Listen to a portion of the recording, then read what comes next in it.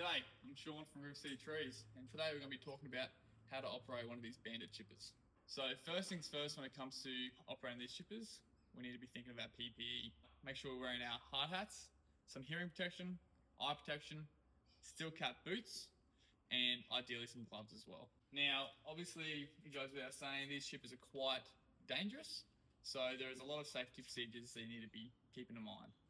Now, the biggest spot here that can be a hazard is inside here. This is where all the branches go in, and this is where you're going to get sucked up if you're not careful. So there are some things in place on these chippers that are here for a reason, and the biggest things you're going to be looking out for are red items. So like this reverse bar here, by pushing this inwards, it's going to spit you back out when you go in. By pushing it backwards, it's going to go back to its normal procedure of putting timber through. Another one is down here. This is a knee bar. So you can put your knee into it and it's going to stop those feed rollers from turning. Now this one's called the last resort. So when you're going in feet first, the last resort you want to do is be pulling on this bar and they'll spit you back out again. So that's the last thing you want to happen. And the other main stopping point are these E-stops up here. By pushing them in, they'll kill the machine straight away. Just want to make sure you push it back out when you're done. So this is how you're going to be starting up these chippers. By opening up this latch here, you flick it over until the auxiliary lights come on. Wait until the dash has done its little play, and then you're going to crank it over. And once it's cranked over, you want to let these chippers warm up. Now, this here is your clutch. This is the make and break of this machine. You want to make sure this is getting used properly. The way you're going to be doing so is little pulses once the machine is started up. Now, by doing those little pulses, it has got a big band in here that is going to be moving a big drum that's in here. That drum is what has the knives on it, which cuts the timber. So by doing those little pulses, it's going to start turning that drum slowly, and it's only going to get faster and faster and faster.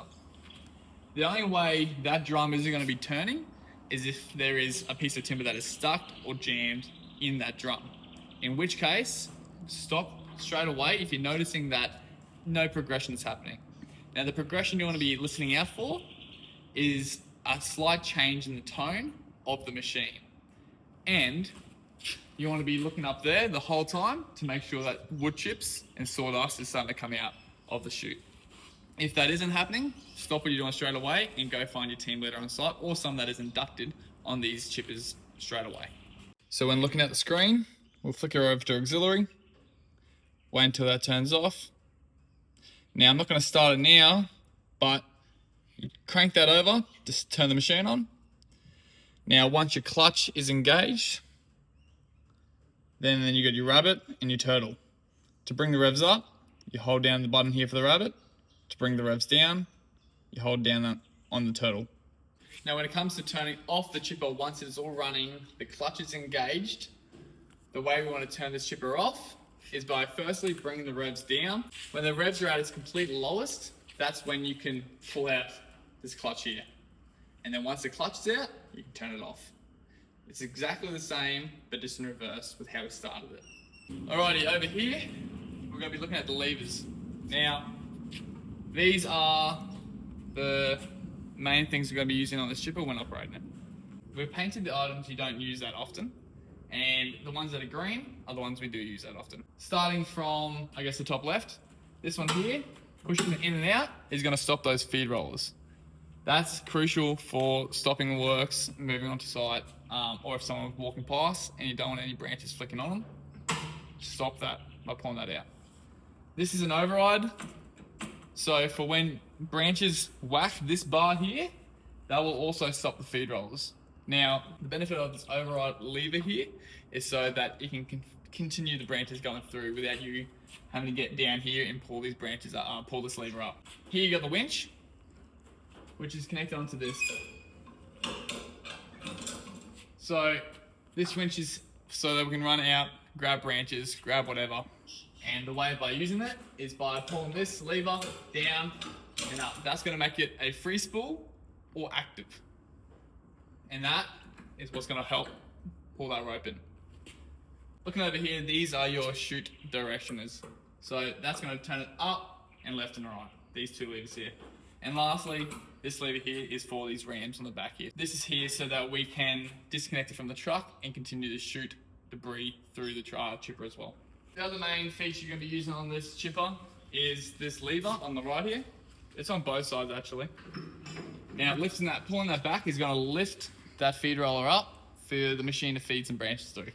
And by pushing it this way, it's going to crush the feed rollers down.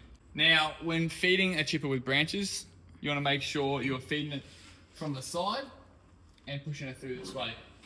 You don't want to be feeding it from the back here and pushing it this way. Reason being is that branches, they can grab your legs and pull you in at the same time. So make sure when you're feeding these chippers, you're feeding it in this way and continue to walk outwards as you go forward. Nothing goes in this chipper that isn't timber. So no rocks, batteries, no tires, nothing but timber is going to go through this chipper at all.